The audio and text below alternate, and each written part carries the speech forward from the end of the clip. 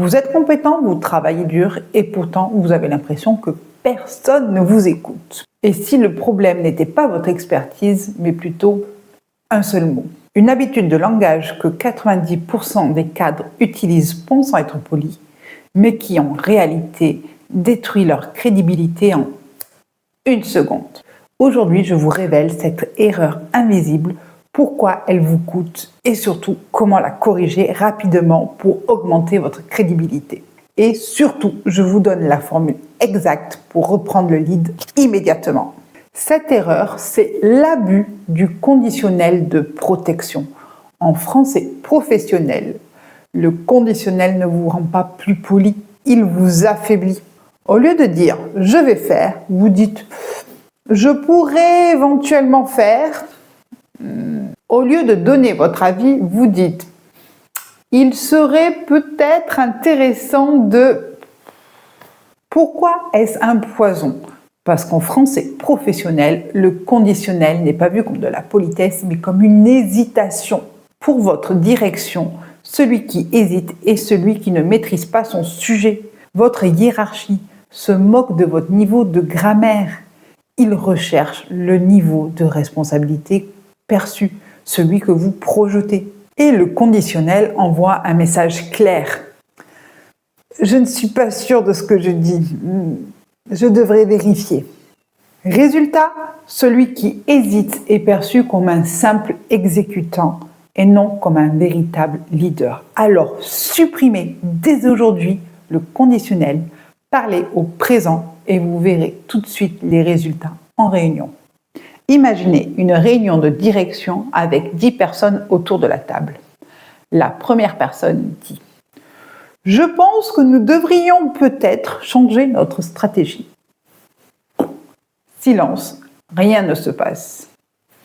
Une seconde personne dit « Je préconise un changement de stratégie pour atteindre nos objectifs. » À votre avis, lequel la direction va-t-il écouter ? Le second, bien évidemment. Pourtant, l'idée est la même. Même idée, mais deux perceptions totalement différentes.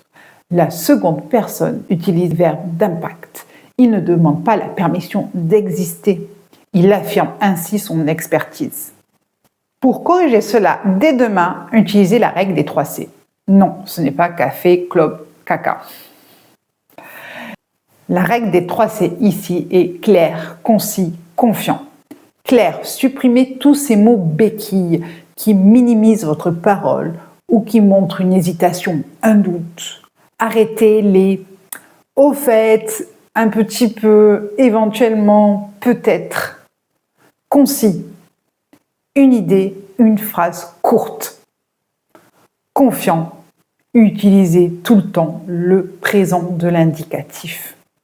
Attention, le but ici n'est pas de paraître arrogant, mais de paraître professionnellement lisible. Vous voyez ici, l'impact est totalement différent. Cette erreur d'abus du conditionnel de protection n'est que la face visible d'un iceberg. En travaillant avec plusieurs professionnels internationaux, j'ai remarqué 15 autres erreurs de français professionnel qui, mis bout à bout, peut saboter une carrière. Pour vous aider, je les ai regroupées dans un PDF, les 15 erreurs de français professionnel et comment les éviter.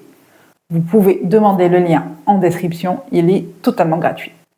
Ce guide n'est pas de la théorie, c'est vraiment la liste des erreurs que vous pouvez corriger avec des exercices pratiques pour améliorer votre français professionnel et votre force de persuasion.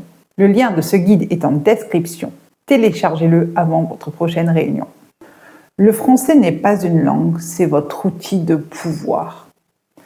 Changez vos mots et vous changerez la façon dont les autres vous regardent. Abonnez-vous à cette chaîne si vous voulez maîtriser les codes du français professionnel et je vous retrouve dans une prochaine vidéo. À très vite!